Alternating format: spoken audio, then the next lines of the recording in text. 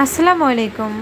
গরমের মধ্যে ভর্তা খেতে খুব ভালো লাগে। তো আমার খুব ভর্তা খেতে মন চাচ্ছিল। তো আমি ভাবলাম যে কি ভর্তা করা যায়। তখন আমি ফ্রিজ করে দেখলাম যে পেয়ারা আছে। তো ভাবলাম পেয়ারা মাখা করে ফেলি।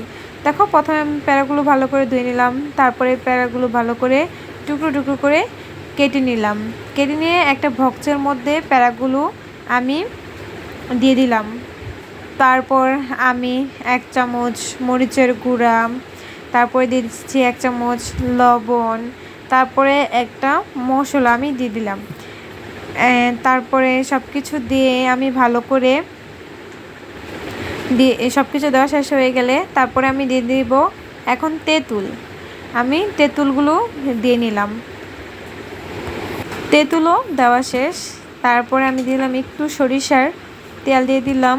তারপরে সব কিছু ভালো করে ঝাঁকানাকা করে মানে সব কিছু জাঁকিয়ে একসাথে মিক্স করে নিলাম। আর দেখো কি ইয়াম্মি দেখাচ্ছে। পেয়ারা মাখাটা অনেক টেস্ট হয়েছে। তোমরা এরকম করে ট্রাই করতে পারো, দেখবা অনেক ভালো লাগবে। আর এখানে আমি, আমার বোন, আমার ভাই, আমার দাদু, আমরা সবাই মিলে ভর্তাটা শেষ করে ফেললাম।